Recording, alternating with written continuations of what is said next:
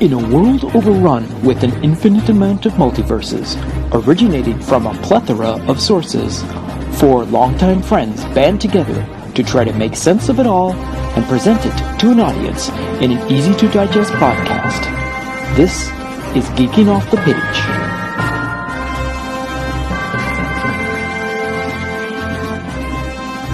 Hello, geeks. I'm Mike Kitchen, and I also like ice cream. Hey everyone, it's me, Trevor, and I don't care. Hello, and I'm Gavin, and I'm falling down. And I am Troy, and gentlemen, you can't fight in here.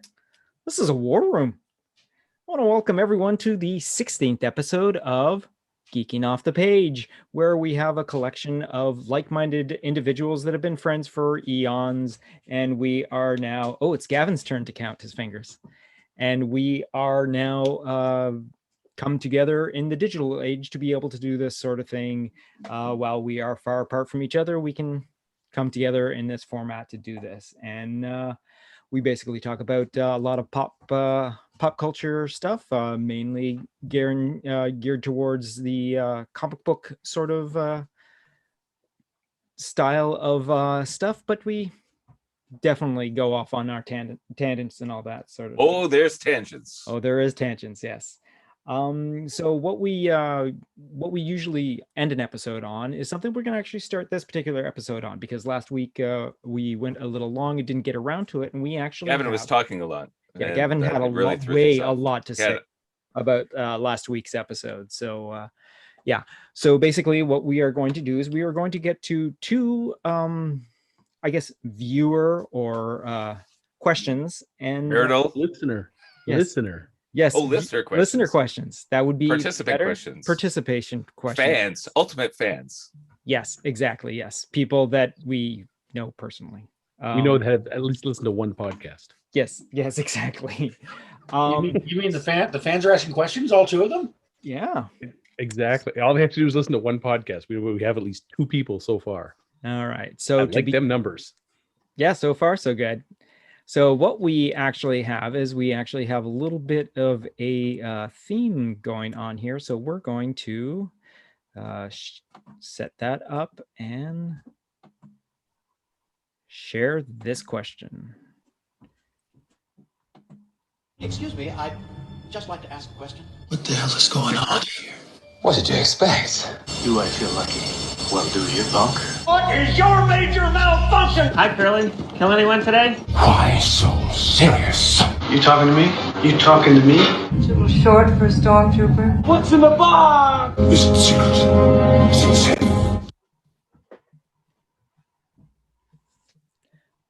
All right, so I will take the mistake on that one by clicking on the wrong thing on the screen. So I'll just edit that out.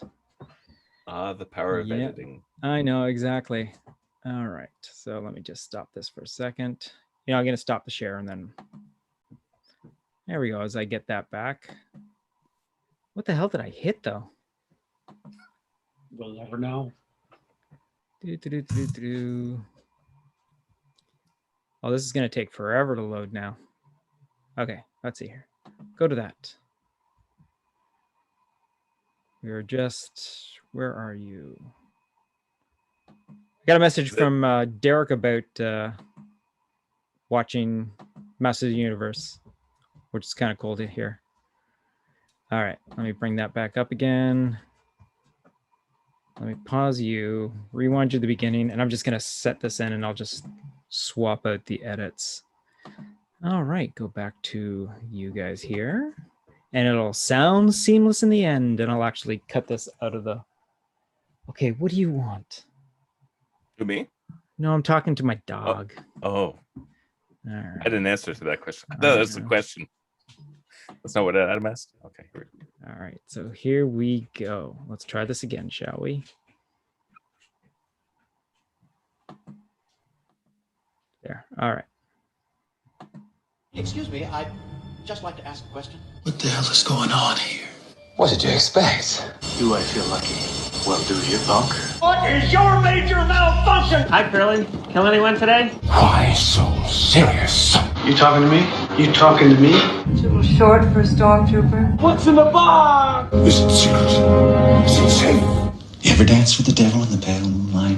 What's your favorite scary movie? What does God need with a starship? Funny. Funny how? How am I funny? Does he look like a bitch? Would you like me to repeat the question? Who's on first? What's up, Doc? Do you expect me to talk? Do you understand the words that are coming out of my mouth? Do you have a pet? Do you have a sweet tooth? Do you believe in the power of a curse? What is the Matrix? Who is your daddy and what does he do? What were you the god of again? Doctor Who. Doctor Who. Doctor Who. That's a stupid question. What are you doing? I'm asking you a question. Stand by for retinol and biometric scan. Retinol and biometric scan accepted. I am Edith, Tony Stark's augmented reality security and defense system. Perfect. Kevin Feige just tweeted that he left a meeting saying that they have established some rules for the Marvel multiverse. Other universes have their own rules. There's no time travel in Star Wars, for example. What rules would you personally impart onto the new Marvel Cinematic Multiverse? Alrighty then. So that's basically our question number 1 that we are going to start on. A bit of a loaded question, but who has any ideas what they want to say about this particular situation? Who wants to go first? I nominate Gavin. I second that nomination. Motion carried. Gavin, speak up. On the ritual sacrifice. Got it. Okay. Well, the Marvel Cinematic Universe clearly had something similar to the fixed points in history, like Doctor Who had, because the He Who Remains was the one kind of pruning all of the things that didn't correspond with those events that were pivotal events. So now that those those key events are no longer a thing, and the multiverse is now branched off to anything, but honestly, I can't even imagine what the time travel rules are in this new universe. They can certainly meet each other. I think that's probably going to happen. They're going to meet themselves, or at least with the Trevor, you look like you've got something to say. Eventually. I think everything's just on the table now. I don't think there's going to be any rules. All right, I'll jump in. Rule number 1, cannot rewrite already pre-existing character origins. So we can't suddenly say, oh, T'Challa, he's I don't know, maybe a Japanese midget from Australia. Or he can't say... That'd be wrong. I agree. Or Captain America, he was a truck driver who was a big burly guy and also a Nazi. Hail Hydra. So anything that's established about character origins, I think, even with the time travel back and forth, those are immutable. That would be the rule I would put in. So we can't suddenly say, hey, tell you what, Iron Man was actually a destitute hobo who found a suit of magical armor. So what you're saying is you're not going to be able to use time travel to go back and kill Steve Rogers before he was given the super serum. No, you can go back and kill Steve Rogers before you have the super soldier, but you can't make the Steve Rogers you kill some big burly truck driver. He still has to have the same origin. So, like Tony Stark has to be. He could have been an Eskimo from the 1200s. Exactly. Or so like he couldn't have Tony came Stark from has Asgard. to be a rich playboy. Okay, you can go back and mess with time, but you can't mess with their original origins. You can't say, "Oh, well, suddenly, Carol Danvers was a male test pilot." That's the thing I'm saying is you can't. Lokis can be different genders and different species because that's part of the character of Loki. That's part of his origin. Okay. He's fluid in both species and gender. But like Captain America, he's a he was a skinny, sickly white kid, at the start of World War II. That's his origin. So you're saying we can have crocodile or alligator Loki, but you can't have bald eagle Captain America. Exactly. That would be my time travel rules for the Marvel universe, for the cinematic universe. Okay, now are we going on the fact that time travel is, as of, I guess, the end of the Infinity War Endgame situation? Are we going by that's when time travel was introduced into the Marvel universe, or are we going with because Strange has the ability to? I think time travel is actually introduced with Ant-Man, the quantum realm, because I think that's how they're going through time, is using the quantum realm, because they later expanded on that in Endgame that they were using the quantum realm for time travel.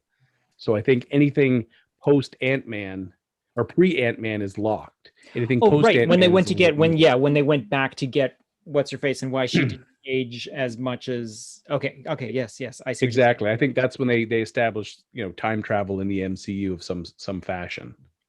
So as far as we know right now, the MCU's way to do time travel is to use Pym particles. Exactly. You have to use the quantum realm to enable time travel. To enter and exit the quantum realm, sort of thing. Okay, I see what you get. That also limits the number of people who can then just suddenly hop in the time stream and mess with stuff. True. Okay, I see. But then if someone else comes up with another way to access the quantum realm, then perhaps. Yeah. But we're saying we're not building a time machine. There's no. Well, you got to a time machine was the machine that Pym built to go get his wife. Right. Because they go into the quantum realm. Oh, right. Yes. The vehicle. Yes, exactly. Yeah. I completely forgot. That was the closest we had to the time traveling DeLorean would be, and it went to the quantum realm to do time travel. So. Right. Yes. Okay. And now, if our theories are correct, the TVA has those little doorways which do the same thing. Exactly. Right. I mean, that could have been the city that we saw. That could have been the TVA in the quantum realm. Yes. Yeah. Okay. Anything else that want to throw in there? What do you think, Mike? I actually think Roger Rabbit said it best. Does this help? Yeah, thanks.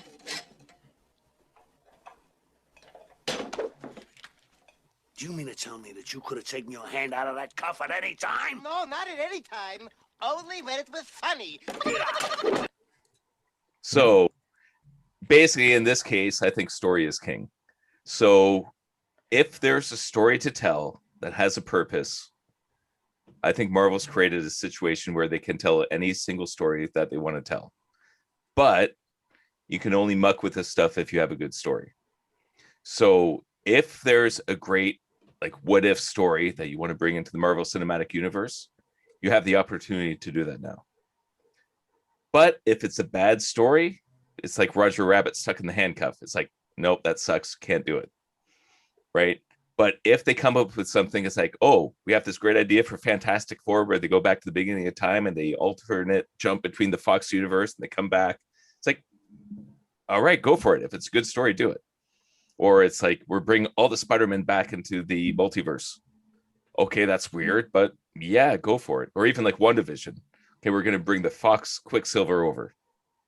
Okay, weird choice, but that makes sense with the whole grief counseling and not being able to remember your loved one's face. It's like, all right, that might be able to work.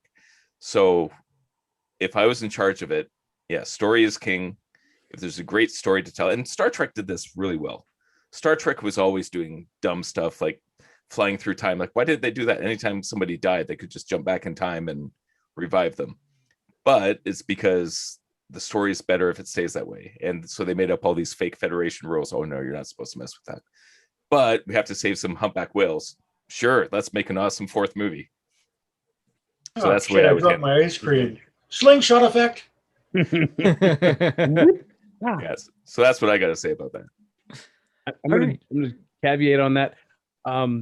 Now, the multiple dimensions, that's fine. Like even with the upcoming Spider-Man movie, all the different Spider-Man showing up, I bet they all lost Uncle Ben. That's pivotal to that character. Yeah, so, no, I understand. Yeah, I love the what if, where if Uncle Ben didn't die, Spider-Man became an anti-hero. Yes, that was. Yes, I mean, that was a good one. I think Yeah, the What yeah. If series is going to answer a lot of these things, but they're not going to be canon to the MCU because these are all alternate realities of what if. I mean, that's the whole premise of it. So I think in the MCU, for time travel, you can go back and forth in time, but dimensions, may not be beholden. So that's why you can have all dimensions. Like you could have a female Spider-Man, you could have a pig Spider-Man, whatever. They all have to lose Uncle Ben, but they can be whatever gender or whatever species they need to be because they're from different dimensions. But you can't say like, oh, I went back in time and I brought forward the female Peter Parker. It's like, no, that would have to be a different dimension. Peter Parker, Patricia Parker. That can't be the current, this dimension's Peter Parker suddenly turned into Patricia. So that would be my rule. As long as there's some parallels, like getting beaten up by a guy named Scrunchy. Deep grammar reference right there. Yeah. Okay. All right. Yeah. I mean, yeah, that sounds all good and all that. I mean, it's kind of hard to hear because we didn't actually all that Kevin Feige said was there are now rules. Right? He did expand on the rules, did not say anything about his rules are if I think it's a good idea, you can make a movie. You know what? Rules? What whip? Yeah, exactly. Like I think it's pretty much going to be like what Mike said. If it works for the story and it's not damaging to anything else that's out there, yes, go right ahead, do that thing. Go back and kill Hitler, but just know that something's going to happen, that someone's going to put Hitler back into play because Zola will make robot Hitler. Yeah, exactly. It'll be something like that. Yeah. It'll be like friggin' Bubba Hotep. It'll be Elvis decides to become an Elvis impersonator to live out the rest of his life and whatnot. And so JFK is a black man. Yeah, exactly. Yeah. All right, cool. So that was a question that was actually, I forgot to post it at the very beginning, but that was our buddy Adam Blendick sent us that little video clip, and you'll be able to watch that on the video once we send up this onto the YouTube channel. But I believe Trevor has a second video question for us to ponder. Indeed, I do. And who is this from? You better believe it's from my wife. Our second fan. All right, you guys ready for this? Yep. Boom. Hey guys, this is Meredith, Trevor's wife. I was listening to one of the episodes recently, and Trevor was complaining about some trope that he was sick of seeing. I was wondering, on the flip side, what are some movie tropes that you never tire of seeing? Good luck. That's nice. Ends it with a good luck on that one. So tropes that we enjoy. I think Trevor has to answer this one last. Okay. Wow, that's a good one because it's kind of hard to tell. Like what tropes do I enjoy? Gavin. I have one. Go right ahead. Speak up. The newly minted hero discovering his powers montage. You like that trope? Just discovering his abilities. Just like he lifts up a truck. Whoa, that's cool. Or trying to jump across buildings and falling flat. It's that whole sense of discovery that I like. Yeah. You know what? I'm just gonna go off usual, and I love shopping montages. I love the poppy music set to like two girls out on the town, like just doing the whole entire whatever the hit song of the day is, just changing outfits and all that sort of thing. And they sometime have dragged along a guy that really doesn't want to be there, and you see him getting more and more bored as they go on, but they're enjoyed. I love shopping montages. I was not expecting to hear that as one of them. Yeah. No, I was thinking about it. I'm like, no, I want to go off base. I got to think of something that's but you know what I enjoy? I love a shopping montage, especially when I have to ask you a question then, Troy. Yes. Do you remember back in the old days, back when we were little people, they always had those sweepstakes or those contests where you could get a cart at Toys R Us and pile as many toys into the cart as possible? Yes. Did that influence this decision or no? Because I always wanted to win that contest. Who didn't want to win that contest? I mean, when you were a kid, I mean, that's like the dream thing. You plan which aisles you were going to go down to before you have even entered the actual The contest. map is already drawn out. You've already, you got. I know the Star Wars aisle and the Transformers aisle. I could totally plow those. Exactly. Yeah. I can balance stuff in a cart. You dash through the aisle, arm across One the arm shelf, out. Yeah. punching the cart ahead of you. Yeah. You get to the point where it doesn't really matter. Who cares? Just keep tossing in. Yeah. No. Totally. Yeah. It was a commercial, but that was my favorite shopping montage. What about you, Mike? For me, it's the hero's journey. Like, I cannot get enough of that story, that the whole Joseph Campbell. So it's the whole, the call to adventure, going through the threshold, and, defeating the dragon, getting the treasure and returning home. That whole story, like any of the big heroic archetype movies are based on that. And Jordan Peterson levels that up by saying how stories are a tool. So any story that you experience, it can, like the powerful ones, is a tool that you can use in your own life.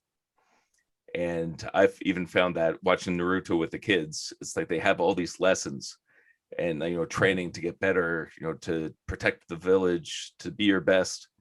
Anything like that is a very powerful story that I cannot get enough of. And the flip side to that, like the feminine version of that same story, whereas the hero's journey is traditionally a male archetype, but the feminine journey, I am probably one of the most powerful ones, I think, is from the movie Legend, right? Where with Princess Lily, gets seduced by the demon darkness and, goes to dinner with him, and he's trying to seduce her, and she plays with him while waiting for her hero to come rescue her. Right. Yeah. And then they continue. So that's like the feminine archetype that I can't get enough of.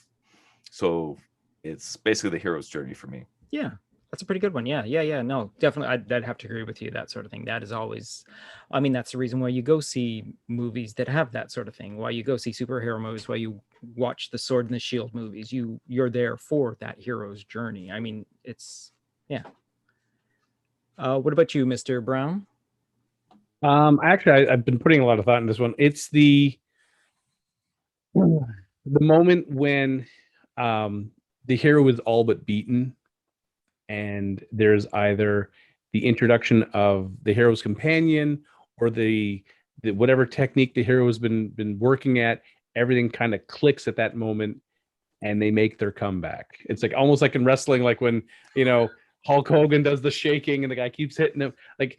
In Endgame, when Thor's getting the bejesus kicked out of him by Thanos, and Mjolnir picks up off the ground and hits him, and everyone's like, "Oh, he's calling to Thor," and it lands in Captain America's hand. Those incredible emotional moments that Thor said when he goes, "Yes," like that's, to me, those are the sorts of tropes that I enjoy. It's that emotional roller coaster that it's dropped you so low, and the very next moment it's just launched your emotions right through the stratosphere. You're cheering along because finally things have come together, and here comes the beatdown that the villain so richly deserves. Those are the tropes I never tire of. On your left. Exactly. Now, I talked with Meredith about this, and her favorite tropes are shopping montages. Oh, sorry. No, it's the sports movies where they succeed at the end. So like Rudy, Invincible, hell, even like the Mighty Ducks, the original, where the people who don't think they're going to succeed do. So it's the same trope. Sort of. It's a similar trope. Mine's more of the, usually it's like the companion shows up or something. It's almost like the hero's journey where they reach their lowest point, followed by have that nice contrast. They now have just hit their highest point, the very next beat. Yeah. So like in Infinity War, when all the heroes are being knocked down, and bam, the appearance of Thor and the appearance of Stormbringer, that was, a huge emotional roller coaster moment. You guys are so screwed. That was so good. Yeah, that I'd have to say what you guys are saying, like the whole entire where the the one character in the movie is reacting along to what the audience is doing. Like Thor, when he realizes that, yes, Captain and Banner, you guys are so screwed, that sort of thing. I love that as well. That's one of my favorite things and all that. I have to say one thing about that yeah, is watching Naruto Boruto. You know, my family's been doing this for weeks, months. One ongoing thing is people in the audience will say something and the show will answer it or say the same question 2 seconds later, constantly. Like, that's how good the audience is engaged and the filmmakers know what you're going to say next. It's like, but why would you do that? Then the character on screen will say, but why would you do that? Well, I will do this because this, and however, it's also this. So that's the way of, you know, the show connecting to the audience. That's very smart writing. Yes. It's extremely definitely. smart writing. Yeah. You're anticipating the questions that your audience is going to pose. And when it happens time after time after time after time, it's like, who are writing these stories? That's when you're watching the show and you're kind of like, where's the camera? Yes. Where? Yeah. Did they record this live? Is this animation live? It puts a tremendous strain on the animator's wrists. And the show says, by the way, is this animation live? No. Exactly. Almost order a pizza. You guys get that man a pizza. Yeah. Those are two good questions. Yeah, those were really good questions. That was like, hey, we'll have to thank those people personally and all that. So let's get back to our usual programming, and basically every episode usually starts off with we talk about trailers. Now this week is a little light on the trailers. The one big one that we did get, we got a hey, heads up trailer, which is basically for the Long Halloween, Batman the Long Halloween Part 2, which is kind of cool. It gets released tomorrow, next week digitally, and a week or two later you can buy it on DVD and all that. So I mean, there's not much about that because we'll probably get around to that next week because we were able to get to the other one pretty early. So we'll talk about the actual whole second part and maybe the whole entire 2 parts together and all that. But when you said light on trailers, there was one heavyweight. There was one. Yeah, there was definitely one. Huge and heavyweight. We are talking about the second trailer for Dune. Now, who wants to take the who's the Dune expert amongst us? Because if we're talking Lynch, I'd say, hey, I can sort of like pull my way through this, but I personally have not read. I've listened to an audiobook of the first Dune book, which is good because it was a cast, so it wasn't one person doing all the voices, so it was a cast, which is kind of nice. But I don't know much about other than what I saw David Lynch. I will say that as of last summer, I read the entire series, and I hadn't done that before. But with this movie coming out, and my brother highly recommended it, and I was like, I have to see this or read this entire thing before I see the movie. And of course, then the movie got delayed. Yeah, and I was easily able to get through the entire series before the movie. It's an epic, especially the first book. You know, there's some good stuff that happens in the books afterwards, but the first one is an absolute masterpiece. Like, and the way it's written, it starts off kind of slow, but given it's slow, but you're hooked by the very first chapter. Mm-hmm. And then it builds and builds and builds and builds and builds and builds until you get to the end. It's like a car crashing through a wall, and you don't know what the hell happened, and you just want the next one. And there's so many ideas that are put into this book that are used for every single piece of science fiction that's come since. And you can see the Star Wars influence, or how Star Wars was influenced all over this book. Yeah. And it's absolutely crazy because, like, all of us big Star Wars fans, but then you read Dune and you go, oh, I see where Lucas got this. Oh, Tatooine. I get it. I know where that came from. Oh, that big skeleton behind C-3PO and R2-D2. I know what that is. So anyways, yeah, Dune's an incredible story, especially the first book.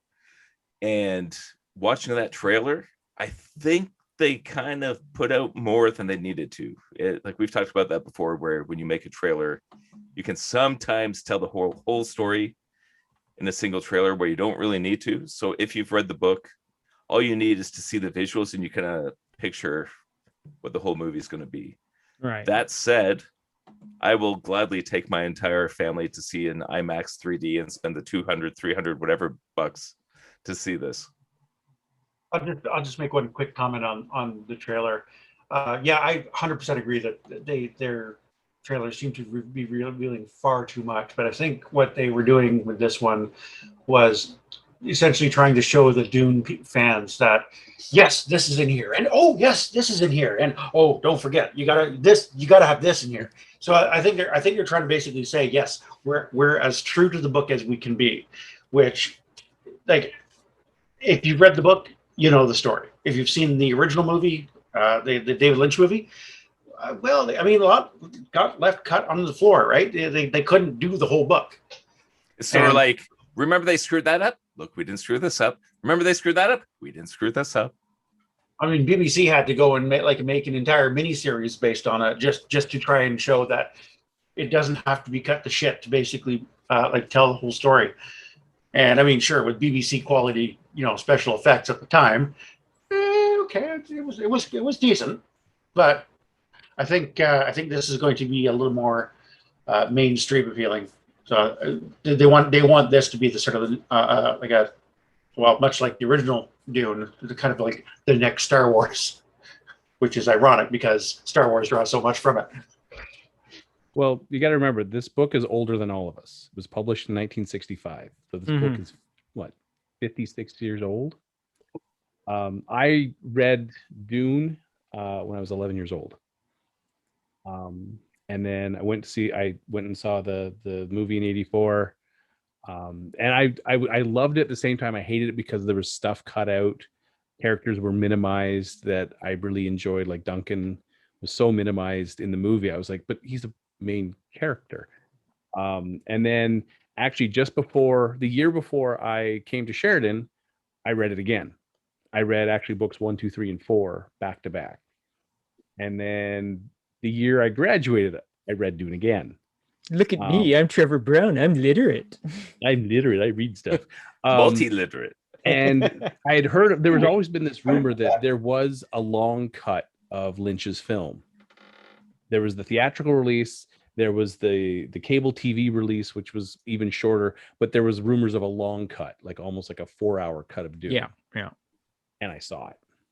And I was like, holy crap. They couldn't play that in theaters. No, there was no way. No, I also have seen it.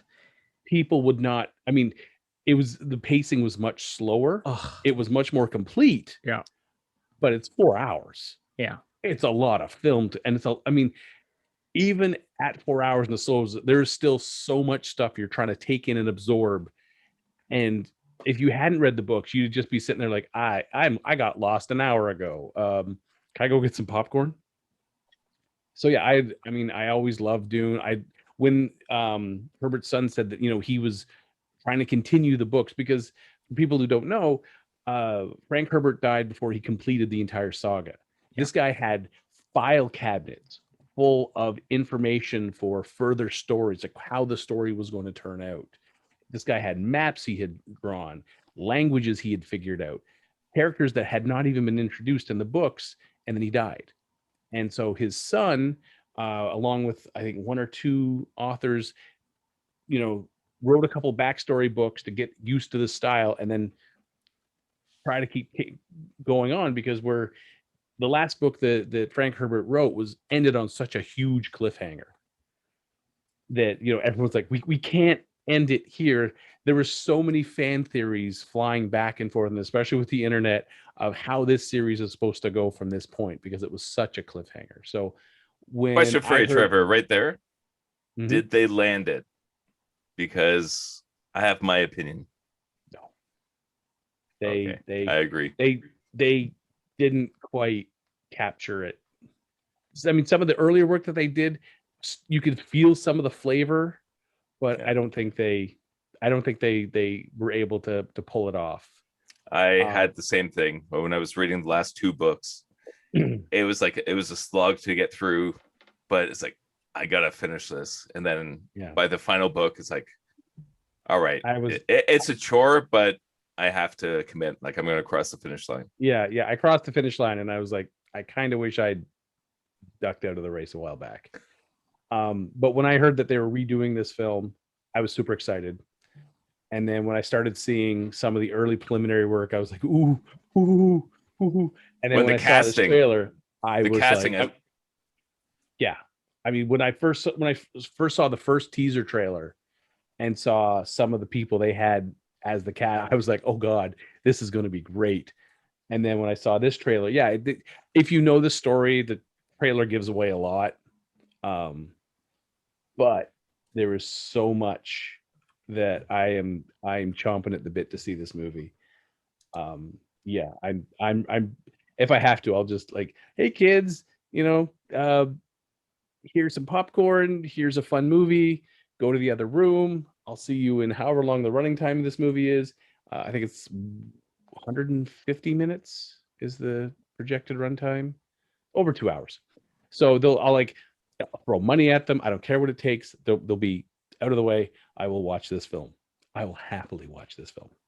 One fun fact, reading the books, because I'd already seen some of the Dune casting and all that, all the new Dune characters were stuck in my brain, except for Gurney. Gurney is always Captain Picard. I could not visualize him as anybody else. Having Josh Brolin stand in for Patrick Stewart is see, that's the other thing too, because I know the Lynch cast so well in all the roles. It's going to be hard to see, but from what I have seen, they're doing a pretty good job. I mean, they have a lot of, well, I guess Disney characters. I mean, they have they have Star Wars, they have Marvel, they have there's an Aquaman in here. There's speaking of Aquaman, did they sign Jason Momoa for like 12 films or not? I don't know. Unsure. I have no idea what the actual. Trevor knows why I'm asking this. But I do like in the trailer that they showed us the young Duncan Idaho as well in that one shot of this trailer, which is kind of neat to see a cleaned up Jason Momoa. Mm-hmm. So that explains why that one time Jason Momoa was cleaned up there for a couple of months, sort of thing. Yeah. A couple of like about a year or so. Well, I guess more than a year ago. I guess, yeah, this must have been filmed almost 3 years ago, I guess, at that point. But it does look like a spectacular theatrical movie. It is definitely something to see on a big screen. It's and one question. Yeah. Is it still broken up into 2 movies? No, it's a single film. Yeah. Of the entire book. I don't know if it's the entire book. They haven't. I thought it ends halfway through. Oh, you're saying they only made the first half of the book? I don't know if they shot the whole thing and made 2 movies, or if they're doing the entire book. Some of the scenes from the trailer, it could be one of 2 battles that they're showing that from. Yes. So yeah, because my original impression was that this movie is half of the first book, but that was so many years ago that I forgot that, and I just thought about that now. And it also could be they might have to wait to see how well this one does, and then 3 years later we will come up with the second part of this story, sort of thing. Like, although a sequel has not been officially greenlit by Legendary, Villeneuve has stated that the 2021 film will roughly cover the first half of the novel, with a follow-up covering the remaining half. So they're crossing their fingers. Right. Yeah. So this is another one of the Warner Brothers HBO simultaneous release. It's not only is it being released in theaters in October. I wanted to say that is incorrect, isn't it? That is going to be the 22nd of October. So a great Halloween movie. Excellent. And it's also being released on HBO Max at the exact same time. More information. I'm reading quickly. Yep, go ahead. Yeah, please throw in whatever you got. In December of 2020, Villeneuve stated that Warner Brothers planned to release the film on HBO Max at the same time. The movie could underperform financially, which would lead to the cancellation of the planned sequel. However, in February of 2021, Eric Ross stated that he has written a full treatment for the potential sequel. And an IMAX screening of the film's first 10 minutes, the logo read, Dune Part 1. Ooh. So this might be a 4-hour movie just split into 2-hour chunks. Yeah, which is all right, fine by me. And that's a good way to 100% that's a fine by me. good way to do that sort of thing. Yeah, for sure. Yeah. They should be making that now. Damn it, we could It's have it in probably- December. Well, I think because so much time has passed between the filming of the first part and what has happened with the world and all that, I think everyone still is going to be cautious about throwing the amount of money that into this one. I mean, this movie looks spectacular. The effects look fantastic. The costumes look gorgeous. The environments, whether they're real or not, I think they filmed on location for a lot of it. Yeah, which Yeah, gives they that look. they traveled to Arrakis to film a lot of yeah, this. exactly. There looks like to be a lot of practical sets, a lot of full encompassing things, but I'm pretty sure there are also quite a few digital, because you can do digital sort of thing, but so much easier now than you could even 10 years ago. But this movie looks spectacular, and I like how in the trailer the blue eyes look fantastic. Oh, they do. They really pop. They look, they not only do they pop, but they don't jump out of the eye sockets like the David Lynch version. Mind you, David Lynch, friggin' decades ago, technology, hey, let's color every single frame of the eyes. That's why they sometimes jump around and all that sort of thing. That's what you do. That's what you had to do. That's why the Emperor's eyes in Return of the Jedi have that little halo around them, because they went in and painted his eyes individually per frame, because they did put contacts into the Emperor to begin with. But the film is being released October 22nd simultaneously, but it will be filmed at the or screened at the Venice International Film Festival in September. Oh, there which you go. is a good sign. So, Okay. So if you want to travel to Venice September 3rd, you can get an advanced screening of it. Yeah, because that I'm because bringing the that whole won't be a family. difficult. Yeah, because that won't be This a difficult $200 ticket to get. movie's just turned into like a $2,000 movie Per person. Done. Probably 2,000 per person. Per person. That's Yeah.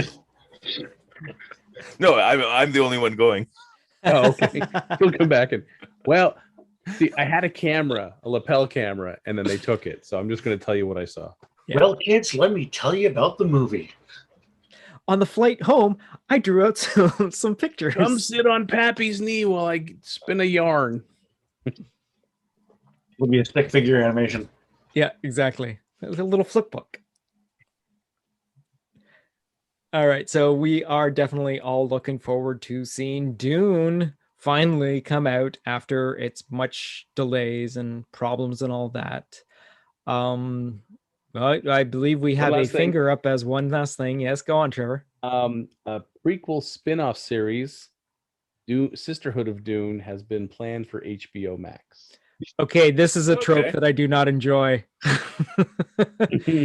Why does everything have to have a prequel? I understand certain things. It would be kind of cool to see how it happened and all that, but well, if you've read the Dune novels, the Sisterhood, the Bene Gesserit is. I understand. If you're illiterate, thousands of Troy, years of you would know. planning. Yeah. But I am illiterate. That's the thing. No, I know. I understand. Dune is an exception to this rule because of what it is. It's also like Lord of the Rings. There is so much that happens before the Lord of the Rings stuff and before the Hobbit and whatnot that are just in different writings and all that. And I know you can do that sort of thing.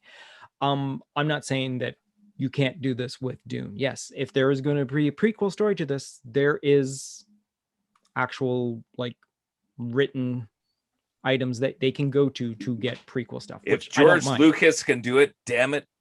No. Again, he can because he's the creator. He is the one that did it all. Right. I mean, he's not pulling from a story. He's not like taking someone else's IP and deciding, hey, let's do a prequel to this. He's not Rogue winning it. Well, see, that's a little different too. That's a little sort of a side story. That's Sorry, I had to bring Star Wars into it. No, I understand. We brought up Luke because we got to get into Star Wars, but now we're going to veer back out of Star Wars, even though Poe Dameron is in this movie. So, with that, Trevor, did you? That is a full beard. That is a gorgeous beard that Oscar is wearing in this movie. That is, yeah. So, anyways, Trevor, did you read the prequel books? Sisterhood of Dune, I did indeed. Okay, can you make a series out of it? Because I didn't read that one. I only read the Frank Herbert stuff. Absolutely. This was one of the better of the Brian Herbert, I think was the son. and the other guy wrote the X-Wing book. Anderson, Kevin J. Anderson. Oh, really? This was one of their books that they wrote to try to get used to the flavor of writing in Frank Herbert's style. This one was one of the better ones. And yeah, it's all about the Bene Gesserit, and yes, this could easily be a series on HBO. So they're so Jedi. I guess they are. The Bene Aren't they? Gesserit were very much Jedi, like the mind tricks, Yeah, the exotic weapons, the exotic training. And Kevin J. Anderson being a Star Wars novelist from, well, I guess most of his works are now in the Legends sort of category. But yeah, I've read a bunch of his stuff. So him and Herbert's son came together to write this prequel. Yeah, they got all the notes from his father, and then expanded. This was part of a whole series that talking about the different schools, like the school of the Mentats, the school of the Bene Gesserit, the Sook, and then also the Baturian Jihad, like all the groups that, in the aftermath sort of thing. So yeah. Okay.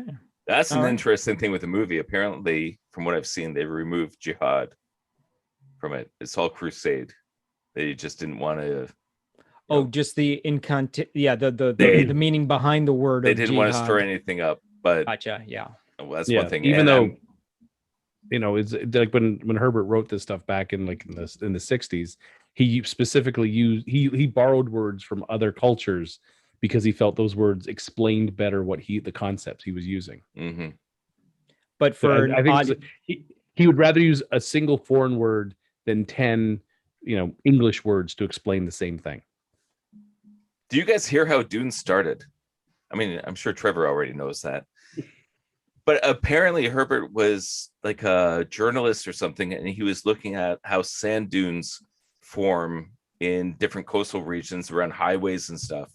He started taking notes, and he's like, well, this is interesting. And he kept expanding on it. It's like, oh, this desert culture is really neat, how like you can terraform areas based on weather conditions. Then he got interested in the whole desert culture. And next thing you know, he had stacks and stacks and stacks of notes. It's like, oh, this isn't an article anymore. This is like a novel. I'm just going to write a book instead. Oh, that's cool. Wow. Yeah, he was studying grass. Yeah. How you can use grass to stop dunes from expanding outwards. And at least that's where it started. Really? Yeah. Wow. Coolness. And he started dipping into the spice, and things went. Once he hit the spice, it all changed. Yeah. A little bit of cinnamon and. All right. So, so like we said, October 22nd, which is basically almost right around the corner, less than 100 days away. We got Dune coming to the theater and to HBO Max. So if you got a chance to see it in the theater or whatnot, this looks to be probably another big box office sort of thing, which is also another thing that is actually nice to see. Black Widow has pulled in quite a bit of money for both theatrical and, according to Disney Plus, they've released numbers that they've made quite a bit of money off of it for its opening weekend, which is kind of nice to see. Theatrical box office starting to come up again, because I believe since the pandemic has released, Black Widow has made the most money on its opening weekend, which was previous by F9, which had just opened before. What was it? 278 million. Yeah, and that's domestically, right? That's domestic, which is no, that's worldwide. Oh, that's worldwide. I did hear that it had the biggest drop of all Marvel movies. Is that still correct? The opening weekend was huge, and then the second week took a massive it made 60 million on Disney Plus on the opening weekend. Yeah.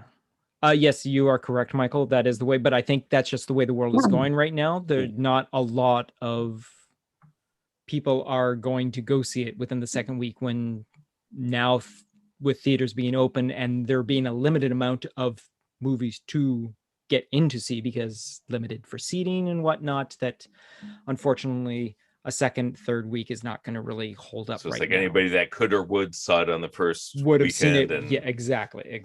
Yeah. But hopefully in the next couple of months, things will sort of be back to normal. I mean, I don't know. I still have yet to sit inside a movie theater to see a theatrical movie, but I believe we have someone that actually has just recently. Is that true, Mr. Gavin? It is. Yes. G.I. Joe last night. Or sorry, Snake Eyes. Snake Hey, Eyes. G.I. Joe. We know he's G.I. Joe. Yeah, we know he's Joe. Yeah. So why don't you tell us about that? That basically opened on Friday. Yeah. Well, in terms of an opening night, I would say it was pretty light in the theater. Again, you are in Vancouver. Vancouver, yeah. Just to Theaters are point open. out where you are watching this movie from. Yes. Yeah. So you guys have been up and running pretty much 2 weeks now. Yeah. Okay. Very few restrictions. Masks are technically optional now. I still wear one, even though I've only just had my second shots. So I'm not quite invincible yet. I'm almost there. Well, I enjoyed it. I will not say it's high cinema. It is not a particularly cerebral movie. So I guess Snake Eyes is not sponsoring this podcast. Is that what I'm hearing? Snake Eyes is not sponsored. I'll get you your money. Go. Basically, it's the origin story of Snake Eyes. There were some things that I liked about it, some things that I didn't like about it. Basically, Snake Eyes is his father is killed before him and in front of him as a child, and basically swears for the rest of his life he's going to find the man that killed him. Trope. Pretty much, yes. And the guy who killed his father was rolled dice to determine his fate, or had his victim roll the dice. And so the father rolled Snake Eyes. How did he get his name? So that's so he became known as Snake Eyes. He ends up floating around, fighting in rings and stuff like that. Just the standard, lost without a purpose kind of backstory. And a Yakuza member comes up and basically says, "We can help you. We can help find your father if you'll come, or your father's killer if you'll come work for me."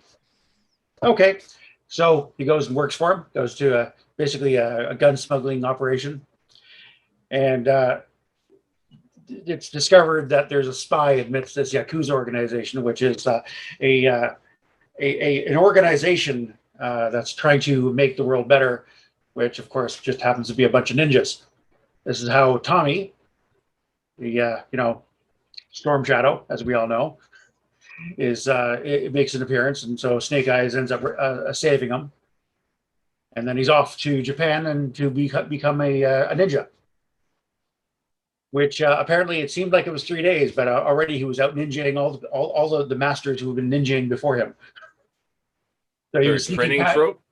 Sorry, training trope, was there that in there? No, there was barely any training tropes. Like he did three things. No training montage. Oh, come no on, training montage. And he out ninja'd all of the other ninjas in the ninja world without a training montage. Yeah, that's just wrong. Right? Okay, now so was he like when he was a kid? Did his father train him or anything like that? Nope. No, he just he just sort of learned how to fight in the School of Hard Knocks. Like I said, he was in like fighting rings and stuff like that. So he knew how to fight. He just wasn't trained in the art of ninjas. It's like a street fighter, basically. So anyway, you guys are okay with spoilers? Go for it. This is a spoiler cast. This is a spoiler cast, Gavin. Go ahead. I don't think any of us are really going to hold it against you. Turns out he infiltrated the ninja clan at the behest of this Yakuza guy, who was after something in the ninja clan, like this powerful artifact which could help him rule the ninja clan. He was excommunicated basically. So was it Cobra Law related? Because that would be cool. It was Cobra. It was Cobra, but not Cobra Law. Was it an artifact? No. It was just an Infinity Stone. Oh, sorry. Like an orange glowy rock about this big. Okay. Okay, go on. So we were introduced to Scarlet, We're introduced to the Yeah, we Baroness. saw Scarlet and Baroness were in the trailer, so yes, we were The, aware of that. Just all of the things, like the way they sort of explained things, it was just like you just wanted to give yourself the ultimate, face palm. It's like, G.I. Joe. What's G.I. Joe? It's an elite anti-terrorist organization. Just the way they said it. And then it's like, oh, what's Cobra? Cobra is a worldwide terrorist group. Just the way they told you, it was like almost reading off a script. Which they were. They basically were, yeah. It just felt so tropey. I mean, I had fun. The fighting was not too bad. There was a lot of gunfire. Watching Cobra infantry get blown apart was kind of nice. No real blood, but you never really saw the lasers gunning down Cobra troops. Are people escaping from exploding vehicles at the last second, sort of thing, or protecting it from helicopters? Yes. Okay, if they're going full hog with this is a G.I. Joe story, we might as well do that. But no, they're clearly people died in it. Like some people got exploded by the Infinity Stone. Okay. So, it was fine. Henry Golding was pretty good as Snake Eyes. Andrew Koji, who played Storm Shadow, he really looked the part. I thought they cast him really well. The Baroness she's not the Baroness that we sort of had that crush on when we were watching G.I. Joe, but she didn't do too badly. I was just waiting which one was going to point it out. Really? Okay, I had a crush on. There we go. Didn't mean to imply. I had a girlfriend that cosplays as Baroness, so that's kind of hot. Well, she. Okay, so Gavin and Troy. There we go. They had the Hard Master in there. They had the Blind Master. Hard Master was pretty cool. They had a couple of really good fight scenes with him in it. The only one that kind of felt off cast for me was Snake Eyes. No, he was fine. Oh, okay. He was fine. Scarlet was played by Samara Weaving, which I hadn't really seen her anything else before, and there was just something about her face that just didn't scream Scarlet. It was just it was almost plain. I mean, I'm not one to judge here, but I mean, it just didn't feel quite right for the character. But I mean, yeah, she did the action stuff pretty good. I'm sold. By the end, I was okay with it. Okay, so does this look like it could be okay? So at the end of it, Storm Shadow is in the Storm Shadow costume. I take it. No. Oh, he's not. What? So Tommy, as we currently know him, ends up having to run off because he's basically not banished, but he decides he's going to run off to somewhere else. He doesn't say it. He doesn't say it at the end exactly, but basically he can no longer lead the Ninja Clan because of the things he did. And then cut to credits, and then he's on a plane with the Baroness, and Baroness basically goes, "So we'd like you to work for us." And then Tommy, I think this is the start of a beautiful friendship kind of trope. And then he just sort of stops her and says, "Storm Shadow." So he named himself Storm Shadow. Yeah. This is the first time they used the word Storm Shadow, and he called himself Storm Shadow. That's like George Costanza calling himself T-Bone. Yeah, exactly. Gonna call me T-Bone. All right. On the whole, Vandalay Enterprises. On the whole, it was fun. It was a fun ride. I can't really recommend it to anyone who doesn't want to see it for the sheer fact that it's basically G.I. Joe. Understand. Amanda noped right out as soon as I was like, "Hey, hon, you want to go sit?" Nope. But it's a cool action. Nope. I don't want to see it. That's your thing. You've got nerds who can see it with you. Okay, so I'm just gonna ask another question. Does Snake Eyes lose his voice, or does he refuse to talk, or what is the? No, nothing in that is explained. Nothing in that. So no silent. Nothing. I was waiting for something. I was waiting for him to be caught up in the explosion. Shrapnel hits him. He gets his throat cut. He gets shot in the throat. I would have accepted any of that for the silent Snake Eyes that we know. Well, wasn't it fuel jet in his face sort of thing that damaged his like face and throat? All I can tell you is none of that happened. Okay. I don't know how they're going to explain it in the sequel. That animation I was telling you, I always forget the last name and get it wrong. But he got shot in the like vocal cords with an arrow. That's like the last animation was that. I'm not sure what the other ones were. Oh, right. Yes, yeah. But he's gotta lose his voice. He's gotta get flamed. Yeah, there's got to be. He's gotta be an American. Yeah, but at least there's no lips on the costume, though. No lips. Yeah, I mean the costume. That costume did look good. That looked like a really good. If you're going to reinvent, cool costume. Yeah, the costume was a fantastic costume. The only catch was the last 30 fucking seconds of the movie. What? Are you kidding me? Get out! That bit where you see him put the helmet on? But there's like so much in the trailer. Oh my god, I hate trailers. That said, they did wear kind of like biker, like armor kind of stuff that was very ninja-like. Gotcha. Okay. So I mean, that looked pretty good. All but right. the actual Snake Eyes costume that you see right at the end when he's getting on the motorbike, that's the last 30 seconds.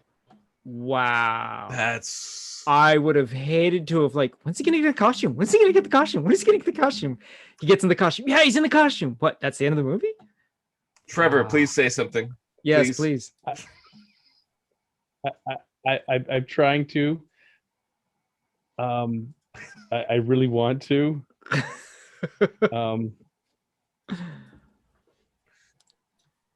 I have to? Okay. No. Yeah, you have to say. No, you have to say something. You have to say something. Absolutely. No, I can't. All right. Let's. That's the best I can do because that's okay. Just, wow. What studio made this movie? I was like the Hasbro Paramount thing, I think. Okay, so Hasbro, Paramount, whoever you are, you can use any of this in your advertising campaign. Just saying. Oh god, yeah, you're welcome to it. They need to stop that. To say that sounds bad is like understatement of the decade. Yeah, for sure. Yeah. I'm not going to not see this in theater.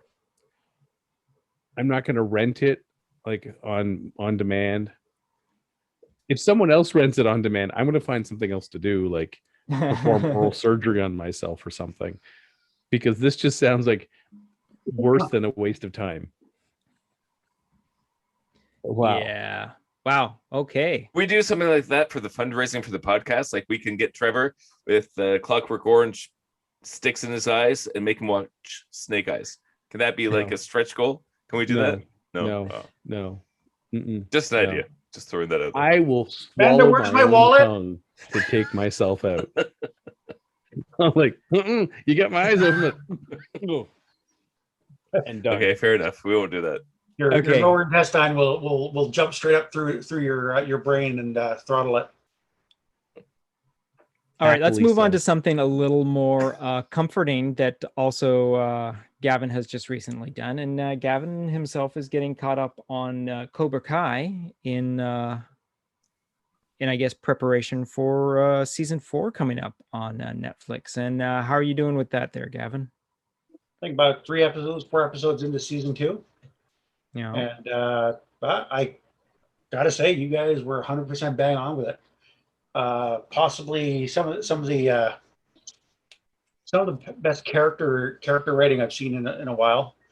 I'm just amazed at how they were able to take essentially a one-hit or a one-note character like Tommy from the Karate Kid and turn him into this deeply faceted character, like who's recognizing his own flaws. He's still a douche bro, guy, and just brimming with like toxic masculinity. But he's recognizing that some of the stuff that he learned is wrong. I wouldn't say it's toxic. I would say it's masculinity. Some of the just some of the things like he says, like you can tell he is 100% stuck in the 80s. Like Yes. it's just his whole mentality. He would be right at home in one of the frat houses in Revenge of the Nerds. Like nerds. That he'd be right there with them. Yeah, and then he'd ask, "How do I hook up the internet?" Like look up hot chicks. But I'm really starting to like it, and the whole subplot with his son basically just completely abandoned by him, and then Ralph takes him on as like a little protege. Like, what the holy shit? How is this going to all end? And of course, end of season 1, it ended badly. I think for Johnny. For Johnny. Yeah. So where are you in the story? I forget where that episode 4 or whatever is in season 2. Season 2 opened up with basically more kids showing up, and Johnny realizing that he was doing exactly what Kreese was doing to him, basically no mercy, go for the kill kind of thing. And then Kreese comes into the picture, like, oh shit, what a slimy asshole. I'm really looking forward to seeing where it goes. I've only just been able to get through the first season, not for any reason other than just timing, not being able to consume everything that I want. But the episodes go down nice and smooth, which is actually kind of fun to see. Like the time passes by without realizing the time has passed by. They're not a full hour-long episode, which is kind of nice. And yeah, the writing, you can definitely tell that the guys who worked on this have loved the movies since they were kids growing up, and the fact that they were given this chance to do this. And like, again, the ones that in season 1 are all the YouTube episodes, which is kind of neat to see. So I'm looking forward to getting into the Netflix versions of it. I think is it only the season 1 is the YouTube, and then it went to season 2 for Netflix? I think it was the first 2, wasn't it? It was the first 2? Season 1 and 2 was on YouTube first. Okay. Yeah. All right. So yeah, I'm looking forward to getting around to seeing that sort of thing. But yeah, from what I've seen of it, it's definitely, I've known that people have said, hey, it's fantastic to watch and it's so cool and whatnot. And it definitely is. Yes, Michael. Yes. Yeah, we heard it from somebody. Who was that again? It was somebody that was this guy. It's just this guy, Someone off the street, I think. Some guy off the street. Some dirtbag. Yeah. I do love the fact that just about every actor that was prominent in the original is in this, except for Mr. Miyagi. Which, and it goes even farther. Like, no spoilers, but no it spoilers. keeps going. I know how it keeps going, and we all know. Well, we know how 4 goes because of the teaser trailer and all that. But and one thing I will say that I love about the series is that they twist that whole tropes are good, crane kick and everything. Speaking of that, the way Miguel wins the tournament, but his first move in the tournament is a crane kick. It's like, what in the hell? Like, that's such a genius way to start that. Your move. But I love the way they twist the whole Daniel Johnny arc, where Johnny just keeps saying, yeah, it was an illegal kick to the head, right? Like, that's the way he's seeing it through the whole time. So it's like, no, this is the childhood hero who got his legs waked and managed to come back, was beaten by all these bullies and wins the tournament. But from Johnny's point of view, it's like, yeah, this jerk comes in, steals my girlfriend, and does an illegal kick to my head. It's like, what the hell? Totally, like, now he's running dealerships. Yes. Yeah. It's so good. Yeah. How far are you exactly? Sorry, me? Yeah. I've only just finished the first season. Okay, so you got to the end. Oh, okay. Yeah. So that whole bit where Johnny and Ralph were at the bar, like, holy shit, are they going to be like buds? And then bam, oh no, they aren't. Yeah. No, again, and it's fantastic to see the actors reprising their roles, and it feels like there hasn't been any lost time, which is kind of neat. Even though there has been time between them, but their portrayal of the characters is, that these characters have been lived in these years between the final movie and the first episode. You feel the time has passed, and this seems to be the natural progression of what these characters would have been at this. And so what I like about the show also is they will take time in the episodes to kind of give us some of the backstory of some of these characters that the movies never would have talked about. Yeah. We would just accept the character as seen on the screen. Now we get a little bit of backstory to get a little bit of their motivations, why they're doing what they do. Because they also have the time to do it too, which they is have nice. the time to do it. And it helps flesh out some of these characters. Like, I've never been a fan of villain movies where let's explain all about how the villain became the villain, because it usually ends up, taking the teeth out of them. They're not quite as scary as they used to be. It doesn't, they give us some of the backstory to some of the people, and it doesn't take their teeth away. It doesn't take the fangs out of the monster. If anything, end of season 3 spoiler. I'm not saying who. So I'm just saying we get more information about some of the characters that we're watching, and it helps make a more complete story. Mm-hmm. So yeah, it's one of the things that I'm really enjoying about this whole this whole saga that we're going on with these characters.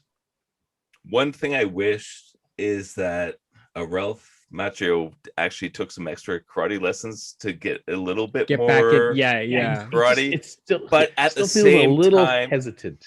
It's like it still captures that 80s kind of cheesy vibe, right? And so when I'm seeing that we're watching with my wife Erica, she's like, "Oh, come on, he should be better than that." It's like, come on, it's an 80s movie.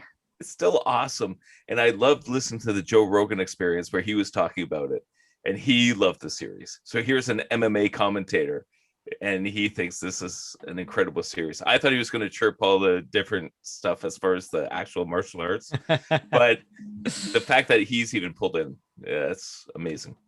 Good endorsement. Now, I will, on a little side note, my sister-in-law, Kenzie, during the pandemic, with 3 of her partners, started a new law firm. And as a Christmas gift to her partners, she got a cameo for Martin Cove. It is amazing. He stays in character as his Karate Kid character. Nice. And it is perfect. Excellent. So yeah, it was such a, she just out of the blue said, "Hey, take a look at this," and I'm like, because first you send a video to them asking, for the cameo, what sort of, and then his return video was like, I want to blow this up and have it playing on my TV 24/7. It's how do you mean cameo? Awesome. You said it was a cameo. You know what the cameo app? You've heard of that? I have where you not. can have I don't know celebrities. You You pay these celebrities however much they request on their site. Yeah. They're charged, and they will give you a video message back. Okay, so was he full on crease? Full on cigar and everything. It was.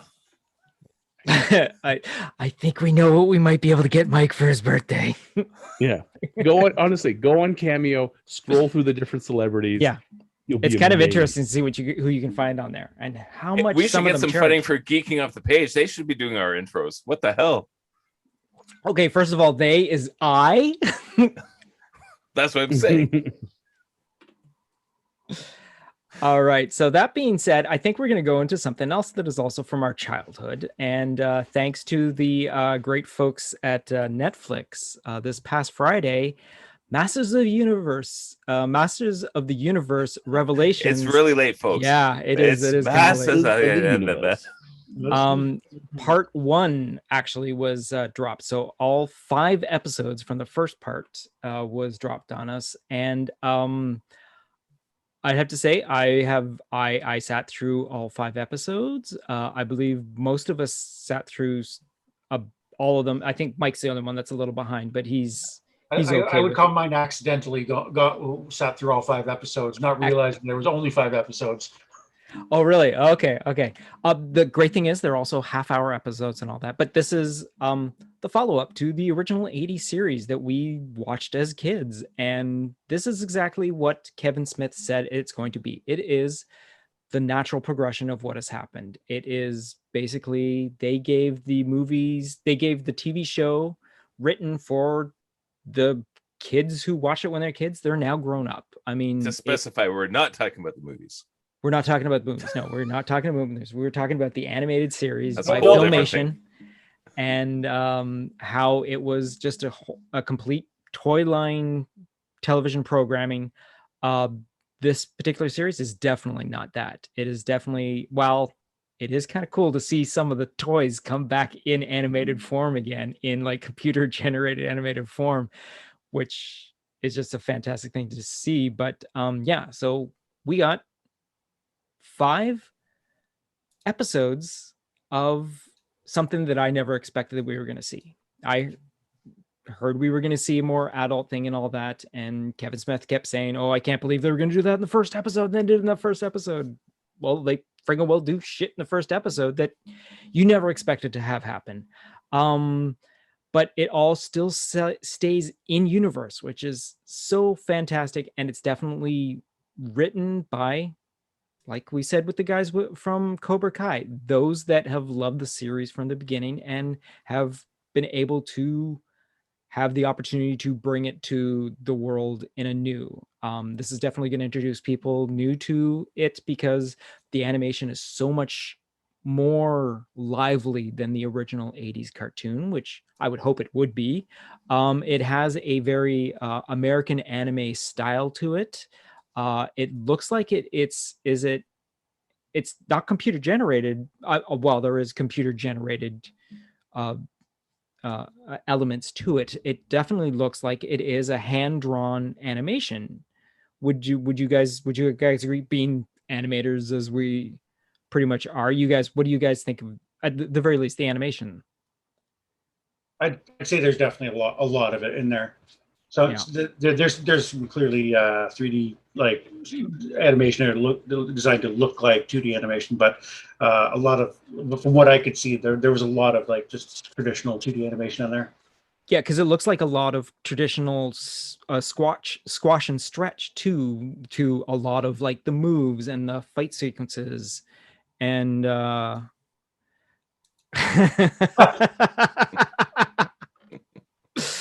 that's actually not a bad deal. That actually looks like a pretty good deal.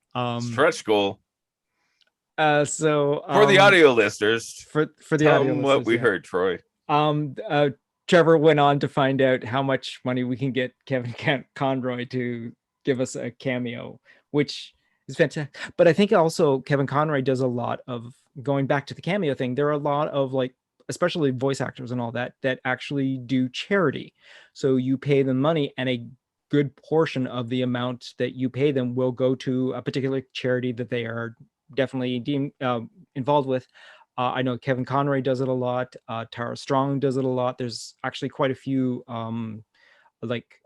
stand-up comedians that also do that. They will basically call someone to tell them a joke. Like Patton Oswalt does it as well. He does a lot. Yeah, Patton Oswalt does it for a little more money than usual, but a good portion of his goes to a charity and all that. So what you're saying is we could get a cameo and save lives.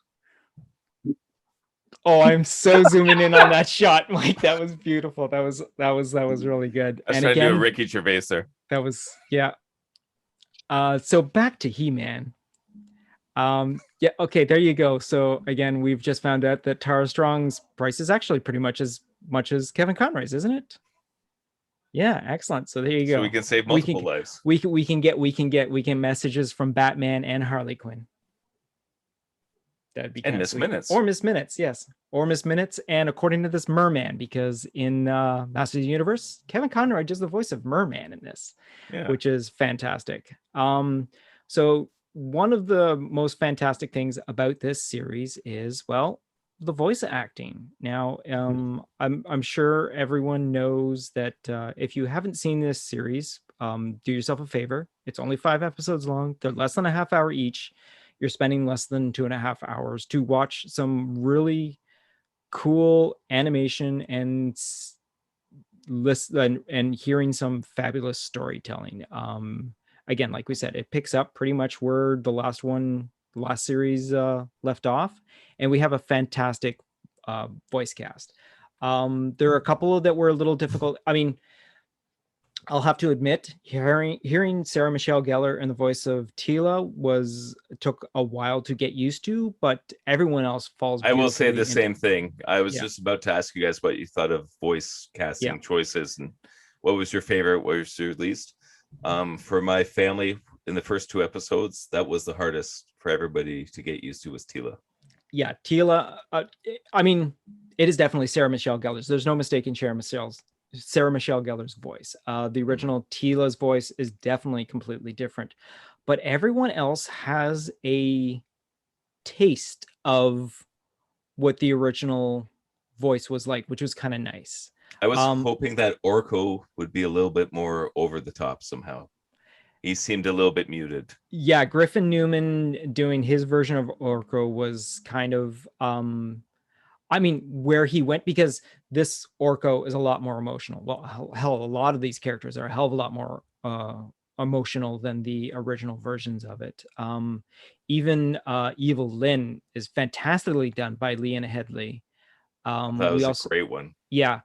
Chris Woods, He-Man, and Prince Adam are fantastic, because like what Kevin Conroy does with Batman and Bruce Wayne, it's 2 separate voices instead of the original version, where it's just, I'll just talk a little higher as Prince Adam. But that one was phenomenal for me. Yeah. And I had to tell the family, say, he's doing both voices. Like, yeah, this is really good. Yeah. I mean, but I'm going to just hands down friggin', I knew from the get-go that I was going to enjoy it when I saw the first drawings of it. Mark Hamill's Skeletor is fantastic. Now, again, it's a show stealer, that one. It is. And the fact and again, because this is a spoiler cast, if you haven't seen it yet, please stop this and go watch it. He-Man and Skeletor are not really a lot in this first 5 episodes, and this is a Tila story, which is a fantastic thing for them to have done. At the beginning, Tila gets disenfranchised with the whole entire Eternia because it's revealed to her that Prince Adam was He-Man, that almost everyone knew except for her, so she feels betrayed. But at the same time, both friggin' Prince Adam and Skeletor get killed in the first episode.